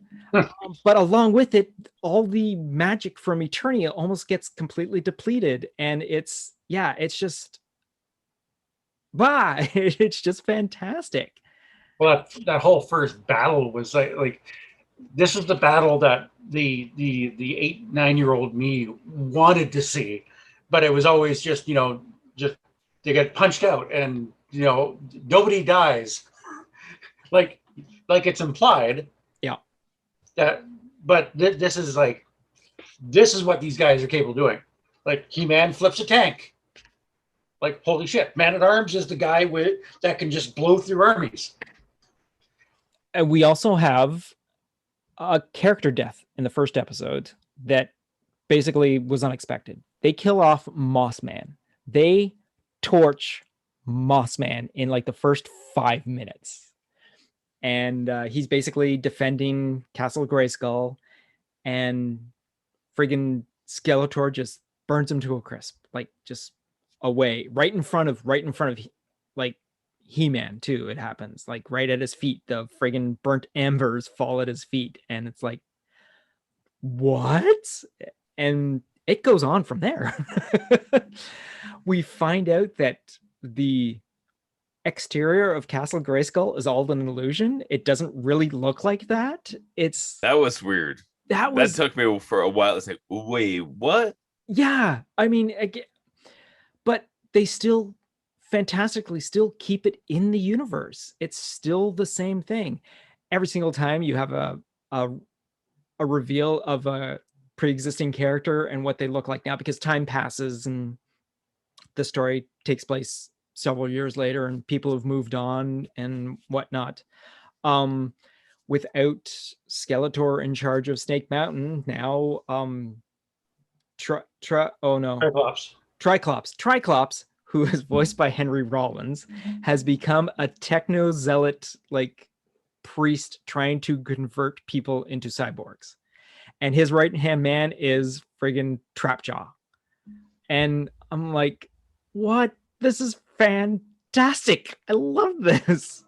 It just keeps it doesn't let up in any episode. I mean, you keep going, you're then each episode you're introduced to a new character. They move the storyline along through, like I said, the 5 episodes that we have, and it is so fantastic. And they have great little moments, like when, Man at Arms is about to tell Tila that her mother is the sorceress. Yes. Oh my God! No more time for family drama. We gotta tell her go already. Yeah. just this whole. No, we gotta go. It's like, oh. Now, was that ever revealed in the actual original animated series? That I think that was done in a comic book series. That's what I thought so too. They revealed that Man at Arms and the sorceress in the 2008 version. In the 2008 version is where they brought that storyline. The sorceress is Tila's mother. Yeah, the sorceress is because I think Tila's mother. Yes, I think in the comic book series, the sorceress is wounded, and Tila's the only one who can step in and take the mantle temporarily until she recovers, and then that's when she realizes, oh, that's my mom. Yeah, but yeah, he was like this close to revealing the fact that So yeah, I mean, it's a fantastic watch. Beautifully colored, fantastically animated, and for the first 3 episodes, just because we had to go on to do other things, my daughter was sitting right next to me. My 5-year-old daughter was sitting right next to me, enjoying watching the show and all that. And well, I think she also enjoyed me every once in a while. Like I would stop and like, okay, this guy here, he used to be in this and what and that. And then I'd point out like when the toys came in and I'm like, oh my God, I used to have that toy. And she's all like, but they're cartoons. And like, no, you don't understand. The show was made because of the toys. The toys made the show sort of thing. And then I pointed out how characters have changed and whatnot. And so she seemed entertained by it. I mean, it's not gory graphic or anything like that. There is some sort of creepiness, like when that friggin' cyborg child twists its head 180 degrees, like that's quite creepy. When her dad starts to transform with the eye popping out on the stalk and all that. But it doesn't really get any more grotesque than that. There's nothing too gross. There's no blood and guts, basically. There's no blood and guts, which is kind of cool, even though friggin' well, they kill He-Man twice. In 5 episodes, they kill... Sorry to tell you this, Mike, but Spoilers, but He-Man gets killed twice. Not only is he killed in the first episode, he's killed in the 5th episode. Kevin Smith, you bastard. Yeah, exactly. Kill him again. But it's not right that... the first time. That's the other thing, too. It's not that he did not warn us. He told us that it was going to be that type of series. Jason Mewes' Stinkor in the beginning of the 2nd episode is just fantastic. It's really good. I can't say enough. And the Andrea character that they introduced, who's voiced by Tiffany Smith, is a fantastic introduction. There's not much of her introduction. Like, it's just Tila's buddy. She's the one that helps Tila, and like, I was wondering about that one. So that's a new character. That is a new character. That is a new character that is designed for this series and to follow Expect Tila. a toy soon. Oh yeah, there's gonna be so many toys. Oh, Liam Cunningham as Man at Arms. Oh my God, Man at Arms. His voice was phenomenal. Oh, it was so perfectly matched. It was just I could hear that Game of Thrones vibe coming through. Oh, and it fit him so well. And it was so good. And Man at Arms's costume always looked overly cumbersome, just because of the way the figure looked and the way the original character looked.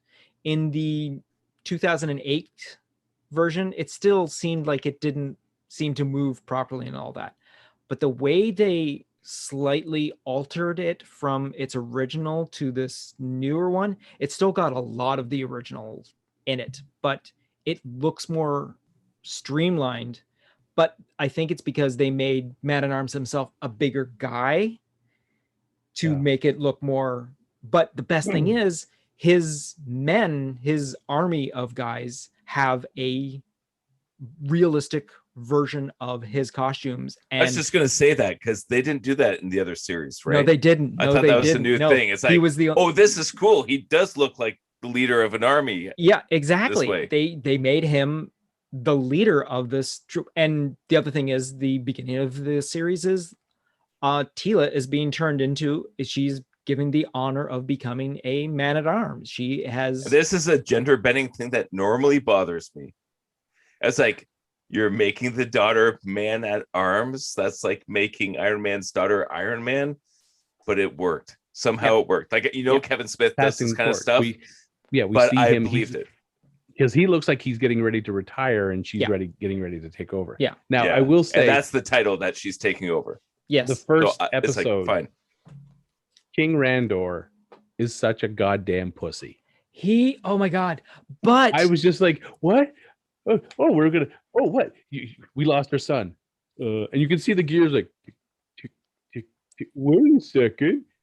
He-Man died. And the fact that Mom knew all the time that Adam was and then it's like, too. Yeah, and it's like, she was so... Prince Adam was He-Man. And he's like, and everyone knew? Go away, man. I'm going to take my ball, go home. You're just like, and this is the king? Yeah. This is the goddamn king? Can someone just give him his lollipop and let him sit in the corner so he doesn't poop himself while real people make decisions? But Kevin Smith, do you have some notes from Trevor?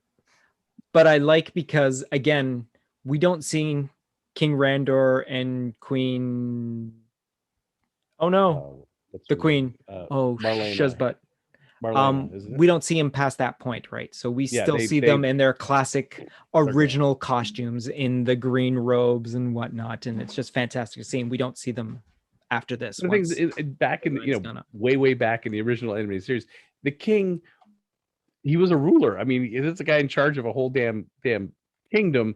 He didn't sound like a whiny 4-year-old. In this one, the second it's like, oh, you didn't tell me. It was just like, hand him his lollipop, say, please don't poop your pants, and push him. It was just like, oh my God, a little bit more respect for someone who's supposed to be the king of a whole kingdom. Yeah, he shouldn't sound like that. Like, just, yeah, that was one of my gripes when I saw the first episode. I'm like, wow, they either really, Kevin Smith either really hated King Randor, or Dietrich Bader was like, damn it, I'd rather be Trapjaw. Because get this guy going. Yeah, which is also kind of cool because we got 2 Batman doing voices in this show. Speaking of other voices, it took me a little while and I completely forgot, but Justin Long doing Roboto was... I did not recognize his voice at all. Justin Long doing his best, again, Brent Spiner Data impression. But it fits. He's able to pull off a convincing voice for it and all that. And again, the list goes on and on of friggin' great voice actors doing the characters. I mean, one thing I'll say about this series is you feel like that it was a party making it. And Kevin Smith always brings this to his movies. Yeah. Like, even if it's not a giant blockbuster, it feels like everybody involved is having a great time. And I've only seen 2 episodes, but I'm already getting the sense of that from this. I gotta say, the thing that really sold it for me was that they managed to take what in the original cartoon were like, just, I used the term before about one hit or one note wonder type characters. Evelyn was an evil sorceress. Orko was the comedy relief. He always failed at everything. There was no nuance to them. There was no subtlety. But like Evil Lynn, I was like, holy shit, there's something behind that. Orko. Hair. She's got hair. I never thought I would ever root for Orko in my entire life. And yet here I am. It's like, holy shit, Orko can be a badass. And then, yeah. Yeah, no. Things happen.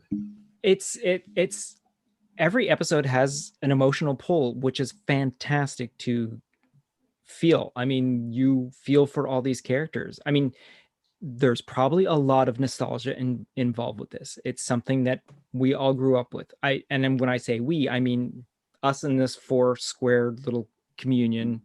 Those are of us of our age. We know these characters. We've known them characters. They've been with us for all our life. So there is that.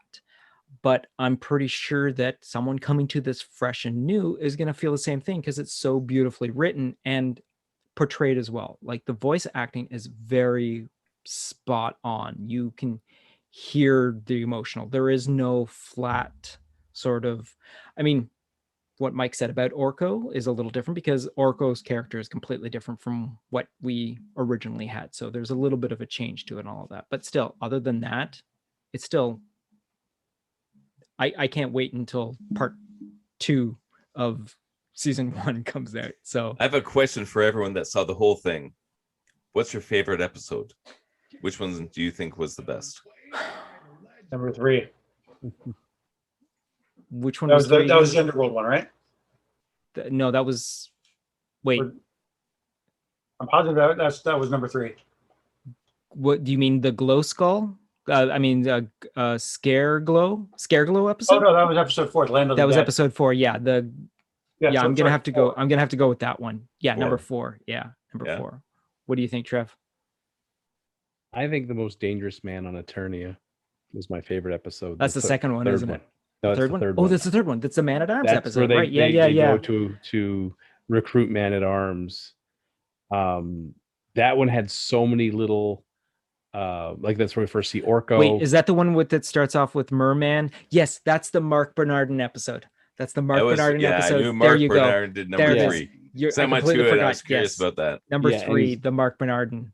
Yeah, he's collecting the magic water and that was, to me, that was, I'm watching the episodes. I got Harrison kind of like sleeping on me and I'm like, I have the remote in my hand and episode 3 plays and I'm like, I can't stop it there. That was so good. I can't stop it there. And I just let the little bar fill up and right into episode 4.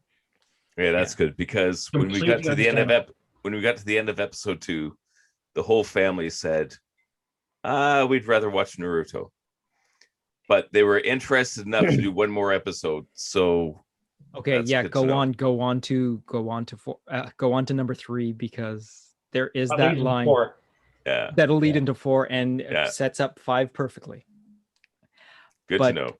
The Mark Bernardin line about I can't believe I wrote this line and Mark Hamill said it is hilarious when you figure out which line it does. All right, can't wait. Mm-hmm.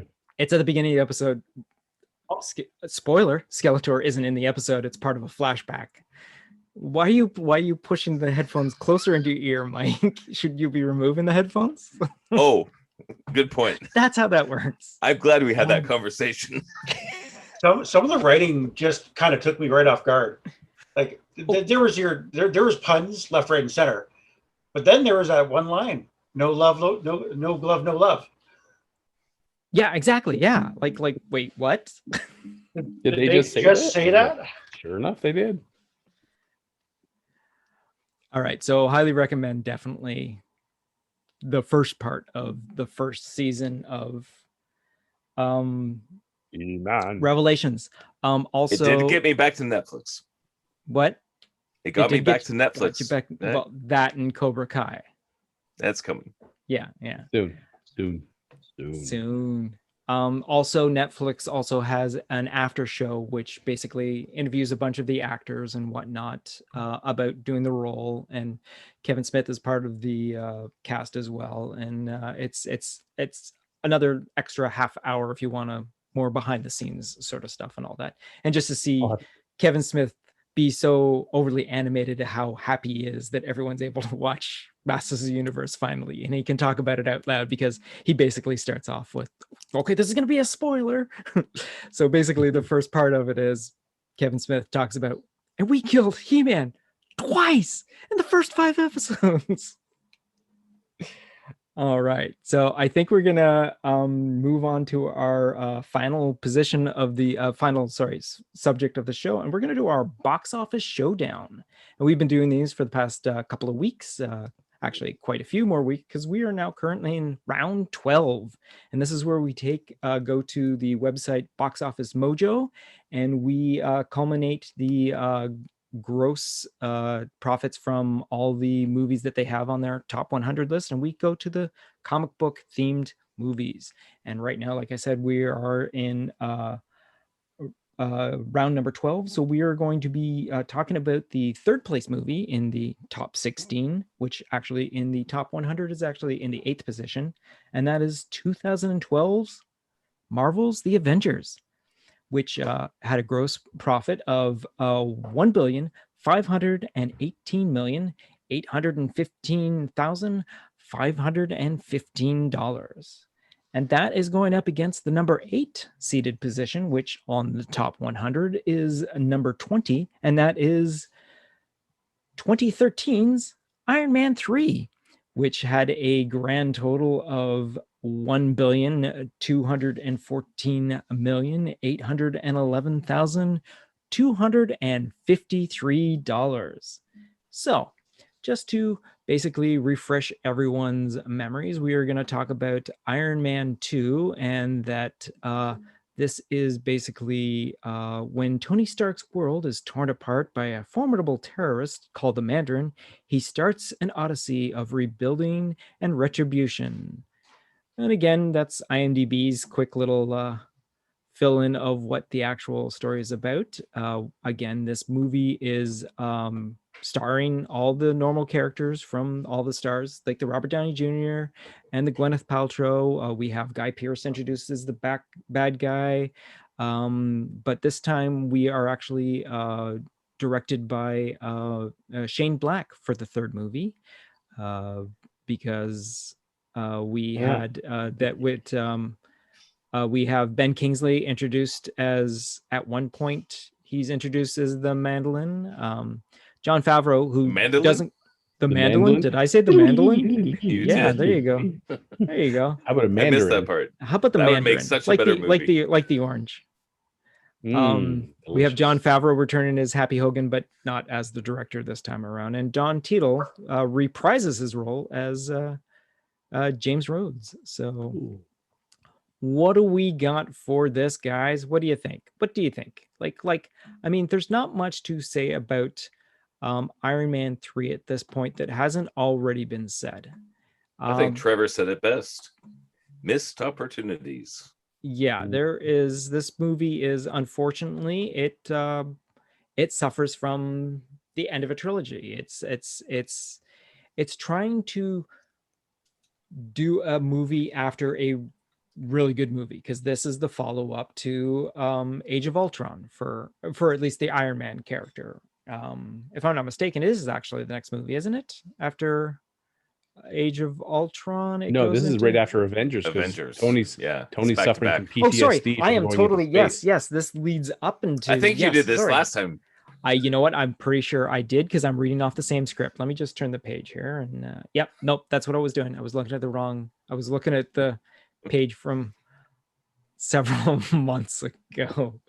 So yes, so this is basically the follow up to the Avengers, which is the movie that we're going up against. And like you said, it's unfortunate too, because there is so much potential to it. There is so much that could have been. There is so much that it should have been. We should have had the Mandarin as an Iron Man bad guy, not the comic book, because we know that's a little too iffy. But the Mandarin, I don't even think it's too iffy. I'm going to step in there. I think they should have committed to that. Like, all you have to do is get a brilliant actor to play the part and approach it, and it would have been great. Yeah, it would have been with amazing. The rings on his fingers and let him beat down on Tony Stark. It would have been amazing. And especially now when we're seeing Shang-Chi and the Legend of the Ten Rings coming out, take that and make it Iron Man 3. Like, introduce all that stuff. You're introducing magic. You're introducing a new character. There's so much you can pull into it, and you would have an incredible Iron Man 3 movie. Instead, what we got was Meh. Mhm.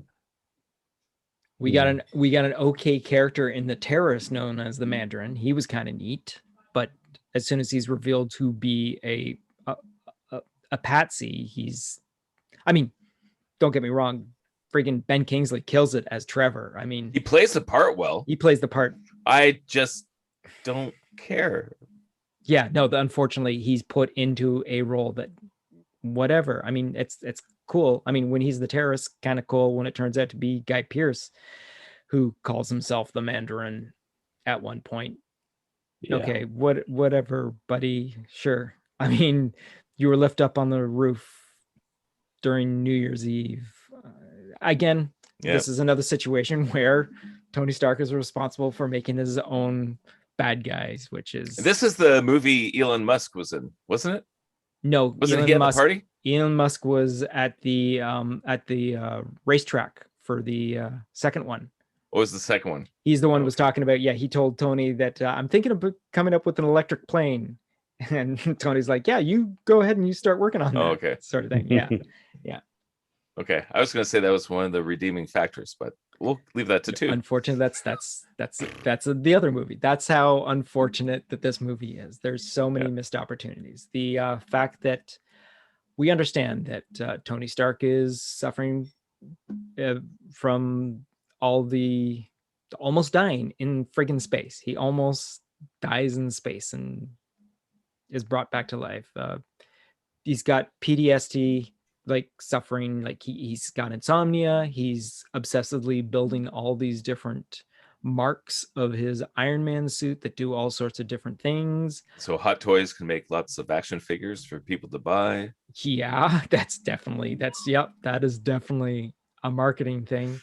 He's implanting magnets under his skin so that he can have different pieces fly to him and all that. And he can jump in and out of the suits, which seems kind of impractical. And it's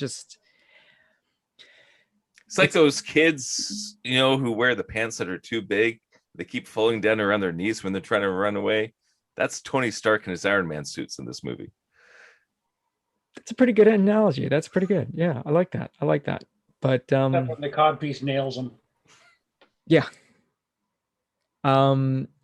So I mean, there isn't much to say that unfortunately hasn't already been said. The reason that Iron Man 3 has made it to this point is because it's originally went up against Dark Knight Rises, which we came to the conclusion of the two being compared to each other.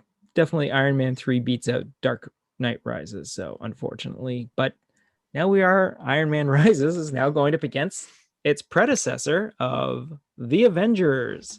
So according to IMDb, the synopsis for Marvel's The Avengers is Earth's mightiest heroes must come together and learn to fight as a team as they're going to stop the mischievous Loki and his alien army from enslaving humanity. So this is pretty much the jump off point for our Loki series we just ended. Sort of. A movie written and directed by Josh Whedon and starring the Avengers. We got your Robert Downey Jr., we got your Chris Evans, we got your Chris Hemsworth, we got your Scarlett Johanssons, we've got your Jeremy Renners, we've got your, who am I missing? Mark Ruffalo's. Thank you. Oh, and of course we got your Tom Hiddleston, who plays, okay, for being introduced to bad guys that aren't introduced in the very first movie, because we were introduced to Loki before.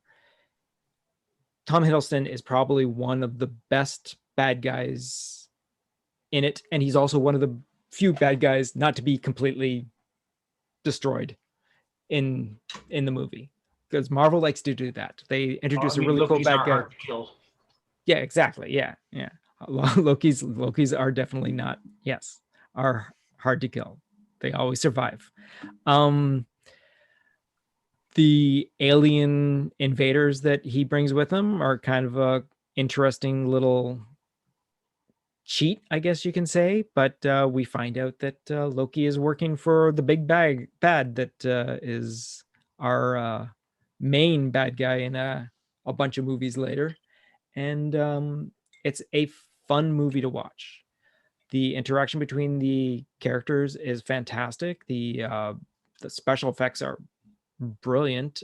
We've got this is Mark Ruffalo's first appearance as the Hulk after the changing of actors between Ed Norton because of the way he basically went. Yes, he went a little on the nutso side and decided that he was too big for the role to be in a comic book movie. And so Marvel just decided, let's move on. We don't need to have a Hulk central movie. And again, Universal, is it? It's Universal that still owns the rights to the Hulk, right?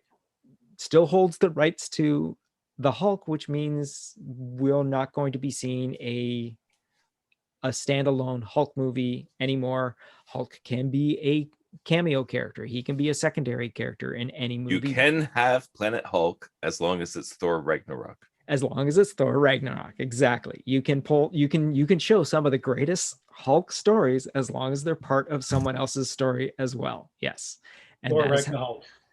Thor Ragnarok. Yes, exactly. That's how we ended up with Thor Ragnarok. But again, the characters work beautifully together. It's nice to see them finally, coming together at the end and finally defeating Loki and we learned Bruce Banner's secret. He's always angry. He's always angry, yes. Just like my secret. He has the same secret as me. It's more radiation. Okay. Okay. You're always Bruce Banner? You're always Bruce Banner. My secret is I'm always anxious. That should be an intro, Gavin. Hi guys, I'm Gavin, and I'm always anxious. I'm always apathetic. I don't care. I'm always hungry. I could eat. So what did you guys think? Like Avengers, it was great, right? Who wants to go next? I will then. All right. So last week we were talking about impossible movies. This is like the OG impossible movie. We've never had a superhero team before, except those X-Men movies, and they were all wearing biker leather, and they had different powers, but this is the first one that seemed like a proper superhero movie with crazy range of characters, right? Like you have Hulk and Thor, Captain America, Iron Man, and some girl who has a little tiny gun, and a guy who shoots bow and arrows. It's kind of like, wow, this is a really wacky team, but it's just like the comics, and they pulled it off. Like that whole thing is crazy, right? There's so many good movies in this, and like I was saying when I was talking about Black Widow before, I think there's more Black Widow moments in this Avengers movie than there was in the entire Black Widow movie. That scene where she's tied up and getting interrogated, and then she gets the call, and then it's like, oh, okay, I'm done this. I break out, beat the guy up. I have to go get the Hulk. That scene where the Hulk's terrorizing her in the SHIELD helicarrier, that was crazy. Where she's basically interrogating Loki, and Loki thinks he's manipulating her mind, and then she realizes, oh, he's going to try and get the Hulk to just rampage. Like I figured out this game. So many good Black Widow moments in that movie that we didn't get in the actual Black Widow movie, right? And just the way they brought Steve Rogers into like this century. He was de-thawed from ice, comes straight to the Avengers movie. Like there's no kind of Winter Soldier thing to kind of ease into it. Like so much though, his final scene in his movie is the opening sequence of this movie, sort of thing. Right. Yeah. It's like it just goes straight into it. Yeah. And again, there's so much impossible stuff, but they brought the team together. They gave us a great villain, and it landed. I would only have one negative comment about this movie is at the end when all the aliens just drop dead. It's sort of like, oh, plot hole. We got to wrap it up. Okay. Once the nuke goes off, everybody dies. It's like, once actually, it's not the nuke going off; it's the barrier closing. Okay. When the barrier closes and they all drop dead, it's like not enough signal strength to reach Earth. Yeah, but they're creatures. It's like if they're robots, I'd buy it. But like, So one negative comment, but in a movie that's that impossible to pull off at the time, it's never been done before. You know, that's like I can kind of memory wipe that moment and enjoy the whole movie. Yeah, you can practically forgive that tiny little, like, really? They got all switched off at the same time? Well, I guess. But I mean, what I just sat through was fantastic. Yeah, That was so I'll much just fun. pretend the Hulk beat them all up, and then it's good. To And write on, then in they on ate shawarma. And then they right ate in on shawarma. Mike's comment there. This is like the first really well done ensemble movie for superheroes. If you look at the original comics, Iron Man, Captain America, Thor, they all had their own original comic where when they joined together in the Avengers, it was just organically done. And the X-Men, when the X-Men debuted, they were all in one issue. There wasn't a Cyclops movie, there wasn't a Wolverine movie. Well, okay, there was, but basically Wolverine was probably the only one who could actually mainline a movie in that regard. But and he never put his costume on, so it doesn't count. Yeah, exactly. So none of the X-Men characters originally had their own comic book, just kind of springboard themselves into anything.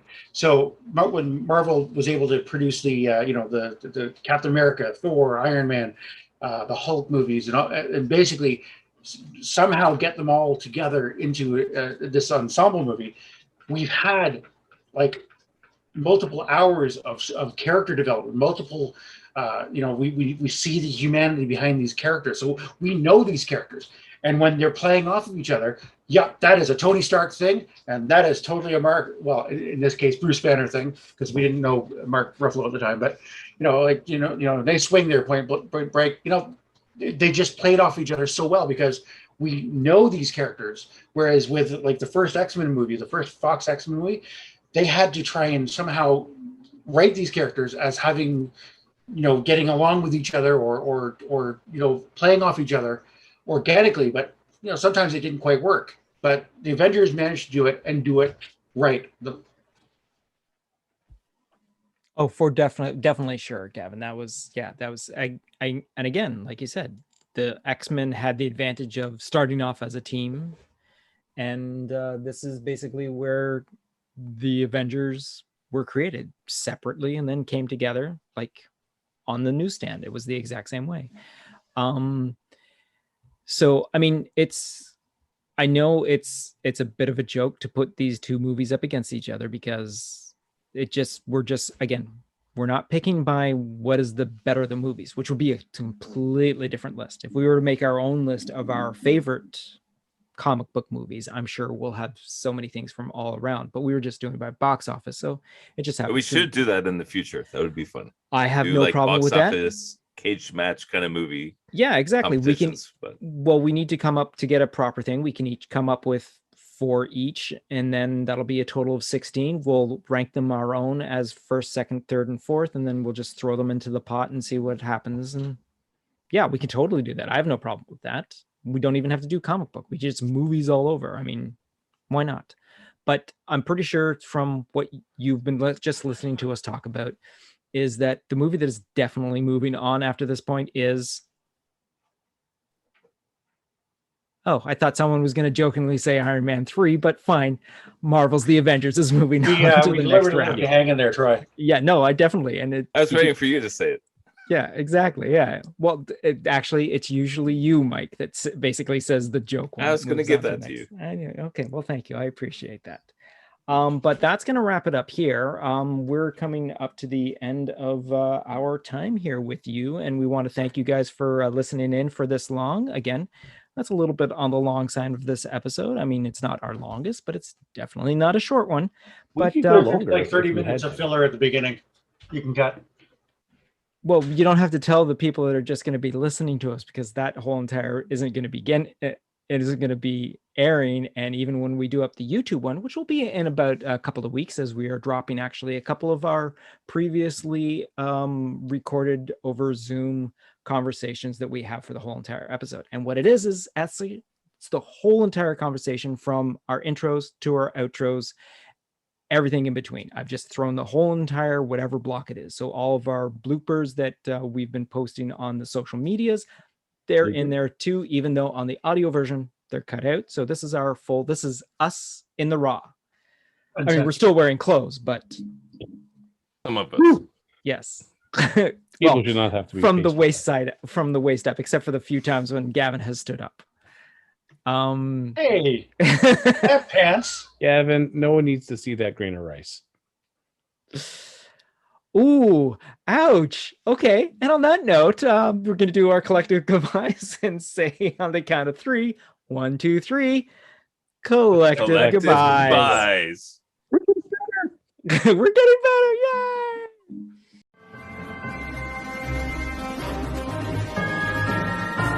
You have just been listening to Geeking Off the Page with your hosts, Mike Kitchen, Gavin Burbage, Trevor Brown, and Troy Bowman. Please be sure to like, subscribe, and share. Also, if you could leave us a rating and comment, that would assist in allowing others to find this podcast more easily. You can follow the podcast on the following social platforms. Instagram and Twitter, search for @PlanetGeekPod, all one word. On Facebook, search for Planet Geek Productions. Or you can send us an email to planetgeekpod@gmail.com. Buy the guys a coffee by going to Ko-Fi, ko-fi.com/PlanetGeekPod. And know that any and all donations will go towards improving all current and future Planet Geek Productions programs. Thank you for listening.